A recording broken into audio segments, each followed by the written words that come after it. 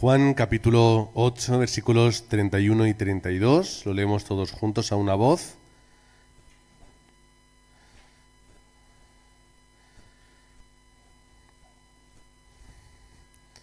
Dice así la palabra de Dios. Dijo entonces Jesús a los judíos que habían creído en él: si vosotros permaneciereis en mi palabra, seréis verdaderamente mis discípulos, y conoceréis la verdad, y la verdad os hará libres.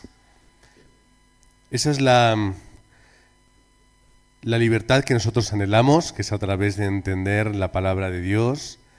Los judíos, cuando entendieron esto, sus seguidores de Jesús, como dice la palabra, no lo entendían.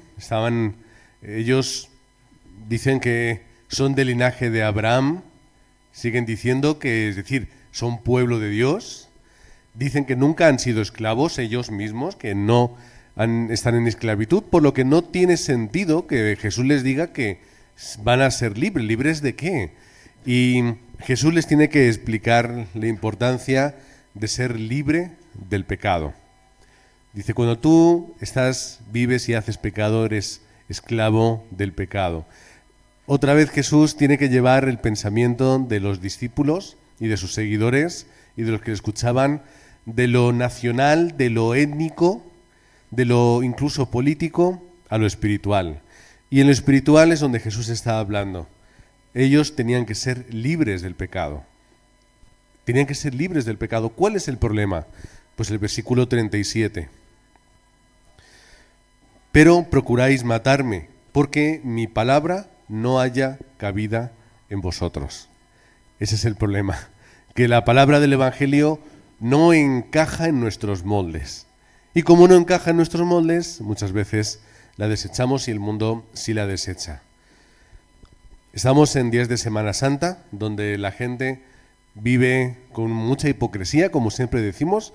Creo que nos molesta mucho los protestantes la hipocresía del mundo católico, que en estos días parece que toman esa festividad, la hacen suya, la proclaman. Estos días que hemos estado más con mis suegros, y mi suegro haciendo zapping a veces en la televisión, pues todas las televisiones autonómicas tienen sus procesiones por la televisión. Ahora la del no sé qué, ahora la del no sé cuánto, y anuncios dentro de la misma cadena, y a tal hora se va a televisar la procesión del no sé.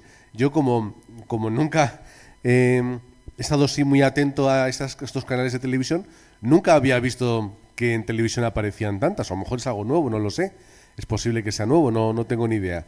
El caso es que digo, anda, pues sí que los católicos, o sea, sí que la gente lo sigue además por internet y le gusta verlo, y luego salen las noticias y todo esto. Y realmente el resto del año, como decimos, viven totalmente ajenos al Evangelio, totalmente ajenos a la palabra de Dios, viven esclavos del pecado, esclavos de la idolatría, esclavos de no entender realmente cuál es el mensaje de Cristo. Pero estos días parece que son los más devotos, los más interesados, los más fieles, los más hijos, ¿no?, de Dios, y creo que nos molesta un poco esa hipocresía. Pero es la hipocresía. Cuando sacan las estatuas nos molesta verlas, entendiendo, ¿no?, pues la adoración, los ídolos, las estatuas. Isaías ya lo dijo. Dice, aquellos que van paseando por la calle estatuas de madera, ¿qué piensas que tienen dentro? No son nada. Están vacías, no van a responderte, no te van a dar absolutamente nada. Y ellos lo llevan. Incluso la misma cruz, no pueden dejar una cruz vacía, tienen que rellenarla con una estatua porque necesitan la imagen. Nosotros los evangélicos vemos una imagen de una cruz y nos gusta verla vacía. ¿Por qué vacía? Porque ya no está ahí Cristo. Y hay mucho protestante que le gusta encontrar ponerse un poco en aspecto neutral, donde es necesario no ver, pero sí entender la muerte, ver a Cristo crucificado, pero también verla vacía, porque ya no está ahí.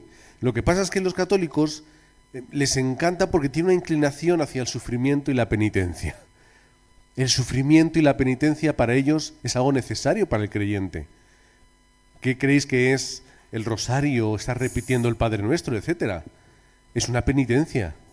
¿Qué creéis a veces que surge cuando hacen buenas obras y caritativas? Son penitencias y para ellos son necesarias. Así que ver a Jesús sufriendo a ellos les hace sentir bien. Pero nosotros siempre tendemos a ver esa cruz vacía porque para nosotros el impacto es la resurrección. Cristo ya no está ahí subido, ya la obra está hecha, consumada es. Ahora nosotros nos deleitamos en que Cristo, resucitado y vivo, está con nosotros todos los días. Ambas son válidas, es decir, es necesario que Cristo muera y era necesario que Cristo sufriese y que lo hiciese de una forma pública y visible para que todos entendiésemos lo que merecíamos nosotros. Y no es malo ver, por ejemplo, este tipo de películas porque nos hace entender no solamente el pobrecito cómo sufrió y lo malos que eran los romanos y los judíos, sino para que veamos dónde nosotros tendríamos que estar. Entender que el pecado no se limpia gratis, que nuestra salvación no es un acto de magia que de momento se hace, sino que tuvo que pasar por un sufrimiento y una pena. Y en vez de que nosotros la sufriésemos, la ha sufrido Cristo. También es importante que entendamos todo esto. Pero la cruz lo que significa también es el gozo de Cristo. La cruz es el gozo de Jesucristo, porque es un gozo que se alcanzó, sí, mediante el sufrimiento, mediante el padecimiento, pero formaba parte del plan eterno de Dios. La cruz formaba parte de ese plan de Dios absoluto para salvarnos. Así que cuando nosotros miramos la cruz, la tenemos que ver como el gozo de Jesucristo. La tomó con sufrimiento y difícil, pero la tomó con gozo, porque formaba parte del plan de Dios. Y es lo que Jesucristo dijo en el Getsemaní: me encantaría no tener que pasar por esto. Él estaba sufriendo. Pero ¿qué es lo que dijo? Que se haga tu voluntad. Tu voluntad es más importante. Y él, mientras que lo hacía, sabía que nos estaba dando un regalo. Así que dentro del sufrimiento había gozo en el corazón de Cristo. El gozo de Cristo es la cruz, también en nuestro ejemplo. Porque a veces es necesario sufrir para alcanzar un bien mayor. A veces pasar por problemas es necesario para hallar el plan de Dios. Si Jesucristo es nuestro mayor ejemplo, cómo Él sufrió para alcanzar la salvación para todos, fue un acto soportado por gracia. Y a través de la gracia tuvo como finalidad el gozo. Primero, el gozo del Hijo por salvarnos, el gozo del Padre por la obediencia y por ver consumada la obra y su plan, y también es el nuestro. Cuando veamos la cruz tenemos que verla con gozo, no con pesar y con tristeza, sino con la felicidad de ver ese instrumento que simboliza nuestra salvación y el perdón de nuestros pecados. Por lo que estos días son días donde tenemos que estar gozosos y felices. Gozosos y felices. ¿Por qué tenemos que estar gozosos y felices? Porque Cristo hoy resucitó. Y esto es la felicidad. El viernes podemos tomarlo con pesar si queréis. Hay procesiones que son así. Creo que hay algunas que se llaman la procesión del silencio, todos callados, en un silencio sepulcral, solo se escuchan los pasos. Ay, es que Cristo está caminando hacia la muerte, o ese tipo. Como nunca he estado en el mundo católico, no entiendo muy bien todos los pormenores, y seguro que hay un montón de tradiciones por pueblos y ciudades, pero hoy es un día de felicidad. Y el mismo gozo que las discípulas sintieron, ese gozo y ese nerviosismo y esa excitación de ver que la tumba está vacía y de ver otra vez a Jesucristo e ir corriendo a avisar a los apóstoles de que Cristo ha resucitado, de que he visto un ángel que me lo ha contado, es el mismo que tenemos que tener hoy. La misma felicidad de ver que Jesús es el Cristo de verdad, de que Jesucristo, teniendo el poder para vencer a la muerte, cuando nosotros estamos en Él, también nosotros la vamos a vencer. De que esos pecados que vimos que Él pagaba eran los nuestros. que esa culpa era la nuestra. Por eso podemos estar felices. Así que en primer lugar, ¿cuál es el gozo de Cristo? Primer punto, que nosotros estemos con Él. Esto es la felicidad de Cristo. Primero, Cristo en el gozo de poder llamar a sus apóstoles y estar con ellos. De tener esos compañeros que estaba levantando como discípulos para luego comisionarles después. Es el gozo de estar con Él porque hemos hallado la respuesta absoluta. Primero, entendemos que Jesús, el gozo de Jesús, ¿cuál era? Mateo 4:24, que cuando Él iba caminando y cuando Él iba yendo a las aldeas y ciudades, ¿qué es lo que hacía? Sanaba a las personas que tenían problemas, a los que tenían dolencias, a los que tenían enfermedades, a los que estaban endemoniados, a las personas que tenían problemas de todo tipo. Y Él les daba la respuesta, y ahí estaba el gozo, tanto de los unos como de los otros, porque en Él hallamos la respuesta y Jesús nos puede dar el descanso que necesitamos. Este es el gozo de Jesucristo. Venid a mí, todos los que estáis trabajados y cargados. Yo os voy a dar descanso. El gozo de Cristo está en que puede dar descanso a aquellos que van a llamarle y van a buscarle y quieren morar juntamente con Él. ¿No hay mayor descanso para Cristo que este? Porque aprendemos lo que Dios quiere y espera de nosotros, como Él nos estuvo hablando en el Sermón del Monte. Entendiendo quién es de verdad Jesús, entendiendo el reino de Dios y cuál es nuestro lugar en ese reino. ¿Cómo tenemos que encontrar las respuestas? ¿Cuántas cosas dijo en esos capítulos de Mateo tan importantes, en los cuales nosotros entendemos más correctamente el Evangelio? El gozo de Cristo es que estemos con Él, porque entonces obtenemos salvación. Esto es el aspecto más importante. En Juan capítulo 17 podemos ver, vamos a acotar en 3 versículos, pero vamos a ver cuál es el gozo de Dios. Primero, Juan 17:2, como les has dado potestad sobre toda carne, para que dé vida eterna a todos los que le diste. Estamos hablando de esa oración de Jesús con el Padre. ¿Cuál es el corazón de Jesucristo? Que Dios le dio poder para salvar a las personas. ¿Cómo se obtiene esa vida eterna? Lo explica Jesús. Y esta es la vida eterna, que te conozcan a ti, el único Dios verdadero, y a Jesucristo a quienes has enviado.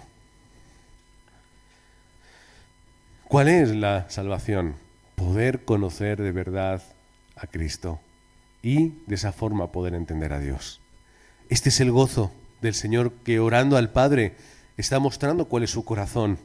Gracias Dios porque salvas. Gracias Dios porque la vida eterna se obtiene a través de la fe. Y luego en el versículo 6 dice, y he manifestado tu nombre a los hombres que del mundo me diste. Tuyos eran y me los diste y han guardado tu palabra. Está hablando de sus discípulos, de aquellos que le seguían. Así que el gozo, ¿cuál es? El gozo es de aquellos que Dios le dio. Es decir, de los discípulos que tenía a su lado, de la familia que él había creado en la tierra. No nos olvidemos de que cuando van la madre de Jesús y los suyos, dice la palabra, y van a buscarle y le hacen llamar cuando estaba predicando, le dicen, oye, Jesús, que está tu madre y tus hermanos y tal, están ahí fuera. ¿Qué es lo que dice Jesús? ¿Quién es mi madre y quiénes son mis hermanos? ¿Cuál es mi familia? Estos que Dios le ha dado. Así que el corazón de Cristo y el gozo de Cristo, ¿cuál es? Su iglesia. La iglesia que se estaba levantando en ese momento. No entendía nadie lo que estaba pasando, pero eso era la iglesia de Jesucristo. Aquellos que estaban escuchando y que estaban, como hemos leído, guardando la palabra de Jesús. Esa era la iglesia que se estaba formando. Y finalmente, el gozo de Cristo es que estemos con Él, porque en Él lo tenemos todo. Por eso el Señor tiene gozo. Gálatas capítulo 3, versículo 26. Pues todos sois hijos de Dios por la fe en Cristo Jesús. Y seguimos con el 27 y el 28, porque todos los que habéis sido bautizados en Cristo, de Cristo estáis revestidos. Ya no hay judío ni griego, no hay esclavo ni libre, no hay varón ni mujer, porque todos vosotros sois uno en Cristo Jesús. ¿Y qué es lo que dice un poquito antes, en el 11, la segunda parte? Sino que Cristo es el todo y en todos. Así que podemos estar también gozosos juntamente con Él, porque en Cristo lo tenemos todo. Es decir, Jesucristo es suficiente. ¿Qué es lo que le quedaba al Señor por darnos? Nada, lo tenemos todo. Y todo nos lo dio. Por lo tanto, el gozo de Cristo es que podamos hallar cualquier respuesta a través de Él. Que todo cambia en nuestra vida cuando nos acercamos a Él. Y que no hace falta buscar nada más fuera porque Él ya nos lo dispone de todo. Ese es el gozo de Jesucristo. El mismo gozo que tenemos los padres cuando podemos dar lo que necesitan nuestros hijos. No tengo que pedir fuera, ya lo puedo dar yo. Aunque sea difícil, yo lo puedo disponer. No tengo que estar intentando encontrar, luchar y demás, cuando yo puedo disponer de todo lo que mis hijos necesitan. ¿Me encantaría darles más cosas? Pues seguramente materialmente podemos llegar a esa conclusión. Pero lo que necesitan ya lo tienen conmigo, y ese es mi gozo. Papá, tengo hambre, toma comida. Papá, se me ha roto esta camiseta, aquí tienes otra. Papá, no hace mucho, llega Irene con la mochila rota, se le rompió la rueda. Ya digo, a ver si la puedo arreglar. No se podía arreglar de ninguna forma. ¿Qué hago? Pues hija, yo te consigo otra, no pasa nada. Y le tuve que conseguir otra, ¿por qué? Porque yo soy su padre y yo consigo todo lo que ella necesita. Y no se preocupa de nada. Bueno, sí, se preocupaba de una cosa. Papá, ¿cuánto la voy a tener? Papá, ¿cuándo? O, si puede elegir, pues elegirá la que le guste. Pero el gozo de Cristo es que nosotros podamos estar satisfechos. De que podamos tomar del pan y del agua de vida que satisface a las personas. El gozo mismo de Dios en el desierto, viendo que cuando su pueblo tenía hambre, toma, codornices y maná. Cuando necesitas agua, aquí tienes la roca. ¿Qué más necesitas, pueblo? Si ya me tienes a mí. ¿Cuál es el problema? Porque el pueblo no se conforma. Y a todo lo encontramos queja. Pero si de verdad entendemos lo que Cristo ha hecho por nosotros, ¿cómo yo me voy a quejar si lo tengo todo?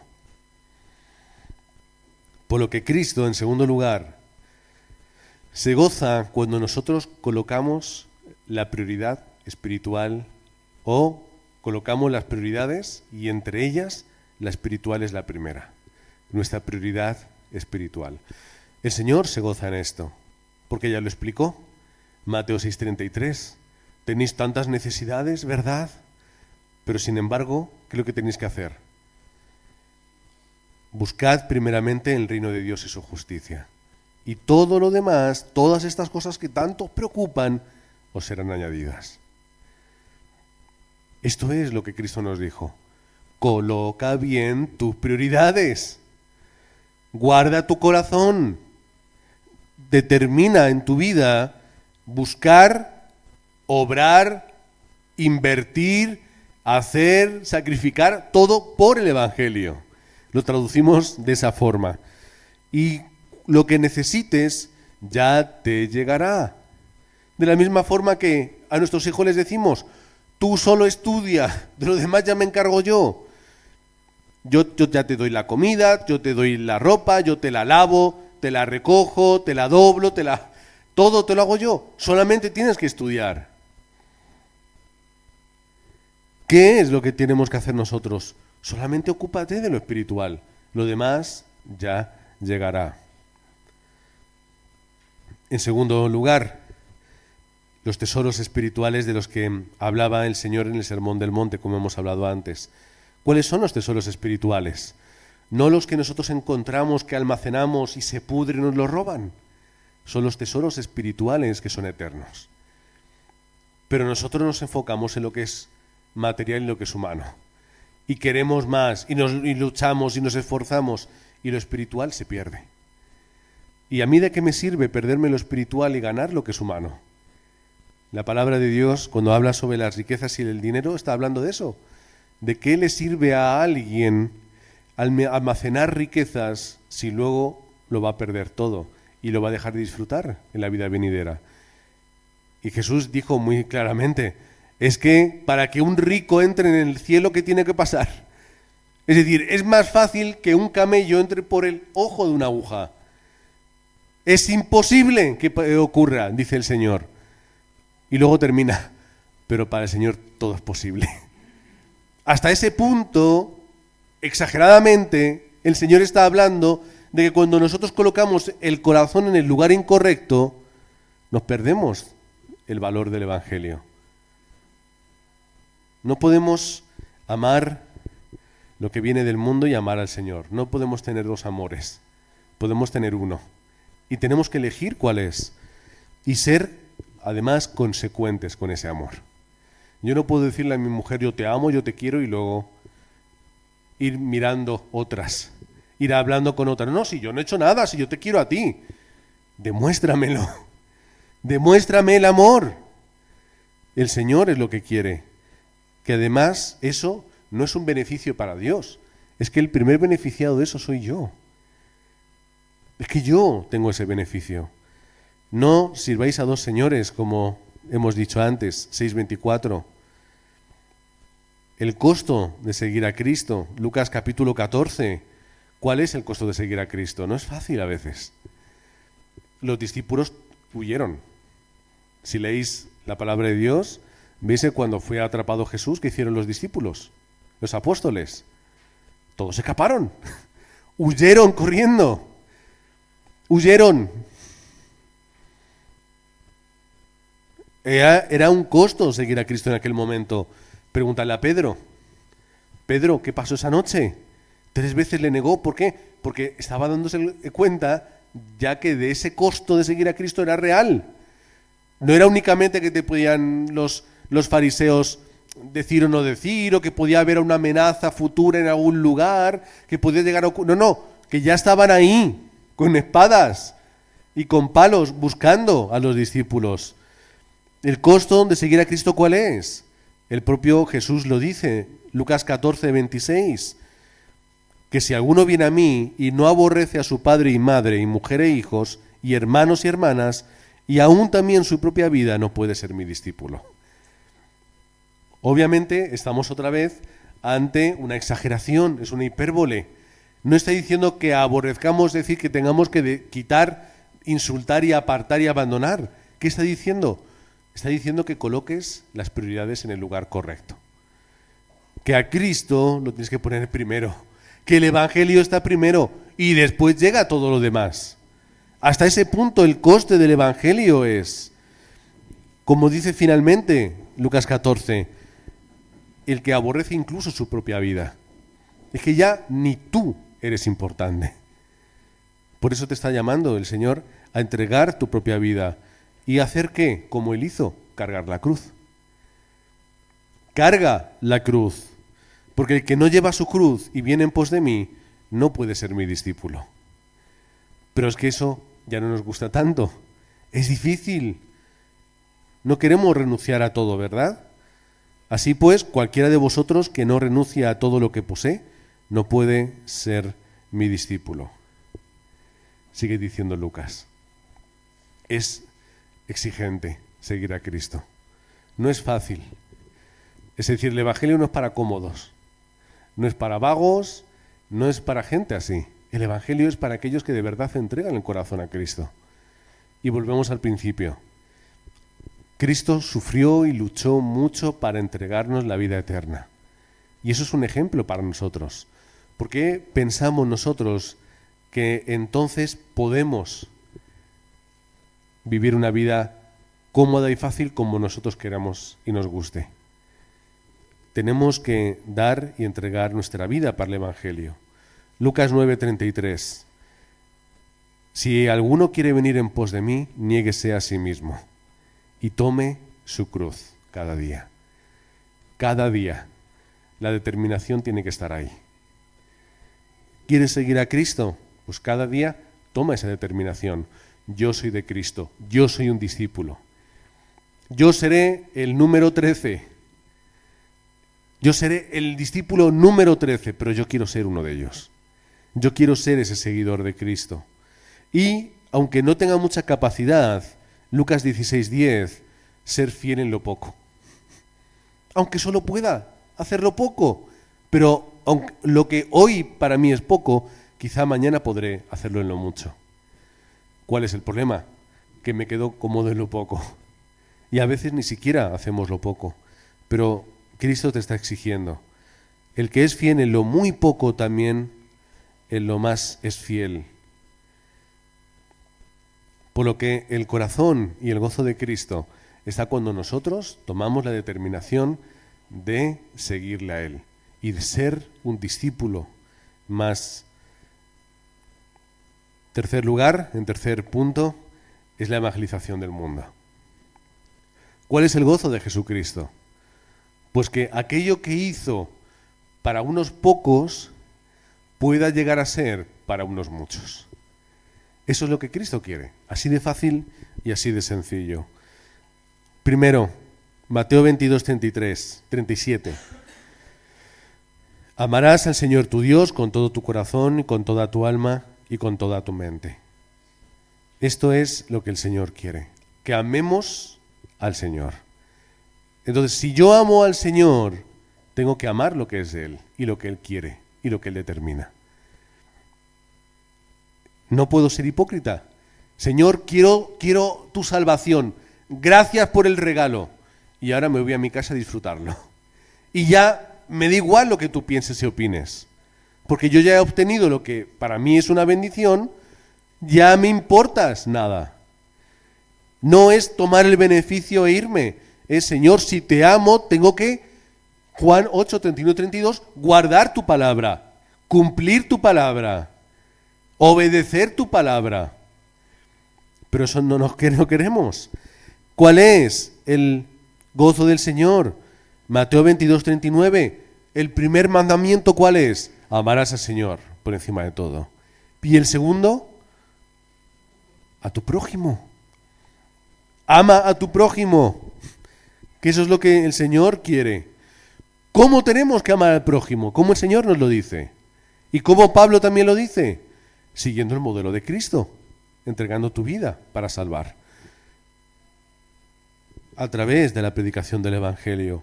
Mateo 5:14, tenemos que ser luz en medio de la oscuridad. Una luz que no se esconde, una luz que está en lo alto para alumbrar a todos. Juan 17, que lo hemos estado leyendo antes. Nos quedamos en el versículo 6, pero ahora vamos a leer el versículo 20. Seguimos en la oración del Señor a Dios, de Padre, del Señor, de Dios Hijo a Dios Padre. Y dice en este versículo, mas no ruego solamente por estos, entre comillas, entre paréntesis, que tú me has dado ahora, sino también por los que han de creer, por los que creerán después, ¿cómo? En mí por la palabra de ellos. Es decir, oro también por los que estos discípulos que tú me das van a predicar el Evangelio. Por lo tanto, lo que en el corazón del Señor está, no es los que ahora creen, sino los que tienen que creer después.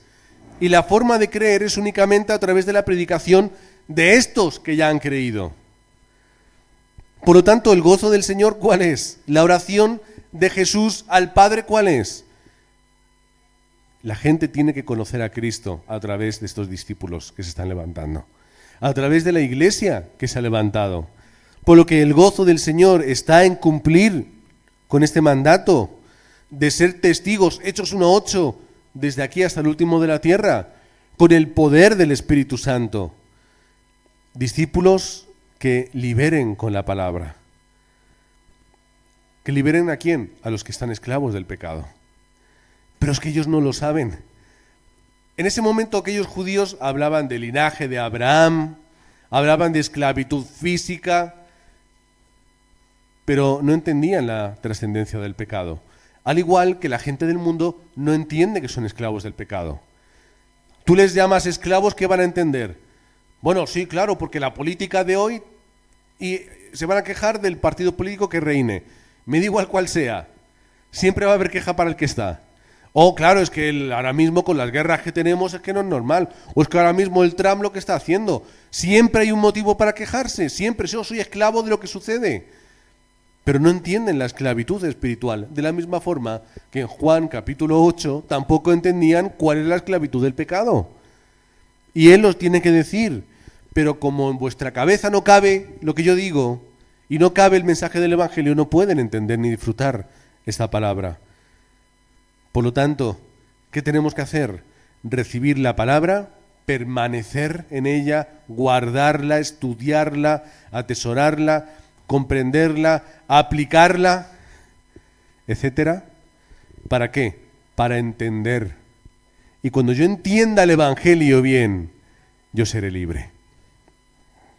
Mientras que yo no entienda correctamente el mensaje de Cristo y el Evangelio, yo seguiré siendo esclavo. Bueno, no esclavo del pecado en el sentido espiritual, pero seguiré siendo esclavo de mí mismo, de mi torpeza, de mis moldes, de mi cabezonería, de mi corazón buscando otras cosas, del amor que yo tengo a otros aspectos de mi vida, que es idolatría. Amar algo que no sea el Señor, ¿entendés lo que quiero decir? Es idolatría. Y eso nos hará libres, romper esas cadenas. Como conclusión, ¿qué es lo que el Señor amaba? Podríamos hablar de muchas cosas, ¿eh? Podríamos hablar de sacar muchos puntos, pero los vamos a resumir en estos 3 y sacamos uno extra en la conclusión. ¿Cuál es el amor del Señor? Mateo 19 del 13 al 15. No reprendéis a los niños, que se acerquen a mí. El corazón del Señor también estaba en los remanentes. También estaba en esa siguiente generación que tenía que levantarse para hacer la evangelización del mundo. Por lo que también nosotros tenemos que llevar a cabo esta labor. La labor de la Iglesia de Aposento Alto también está con esos remanentes que ahora están escuchando arriba su palabra, que a veces se distraen y no siempre se portan bien, como hablamos el otro día, donde nos esforzamos y buscamos las formas, los métodos, donde queremos transmitir la palabra de lo mejor posible, queremos que lo que reciban sea algo útil y que cale en su vida más que una historieta que puedan recordar y que... No, queremos esa palabra y fomentar que los padres podamos insistir durante la semana, que es difícil, es complicado, es exigente, pero ¿qué es lo que queremos? Que los remanentes se levanten ahora para que mañana sean esos discípulos que el Señor busca. No podemos esperar, sino que tenemos que comenzar ahora. Así que el miércoles estaremos hablando sobre estos remanentes y estaremos hablando sobre estos textos, cerrando el mensaje de hoy. Como sabéis, los miércoles siempre hacemos un poquito de movimiento de la palabra y terminamos un poquito el mensaje, así que así lo haremos. Y hoy nos quedamos sobre todo con estos 3 puntos, que el gozo del Señor está en que estemos con Él, en que seamos salvos en Él y que podamos estar cumpliendo con la evangelización del mundo, que es su corazón. Otro día haremos una segunda parte y hablaremos de cuál es el gozo del Señor y ampliaremos más, pero hoy nos quedamos con esto, recordando que aunque nosotros como evangélicos no damos tanta visibilidad a la Semana Santa, hay iglesias que lo hacen más, otras iglesias que lo celebran menos, no es tan importante, pero sí que nosotros podamos tomar ese tiempo especial para recordar, como vamos a hacer ahora con la Santa Cena, recordar lo que Jesucristo hizo de una forma especial hace 2000 años, que entendamos la importancia de esa cruz en la cual Él murió, pero de la cual también Él resucitó. Y que podamos utilizar estos días para hablar y para transmitir el mensaje del Evangelio. No para condenar a los que están ahí siguiendo las procesiones o que tienen sus estatuas o tienen sus crucifijos en las paredes de sus casas, no para llamarles hipócritas, como hemos dicho hoy, que nadie se sienta ofendido si nos escucha por internet, sino para de verdad transmitirles el valor y entender de verdad que Jesús es el Cristo y que esa obra fue suficiente. Que tal cual él dijo, Juan 19:30 en la cruz, consumado es. La obra ya está cumplida. Y que ellos puedan acceder a esa gracia absoluta.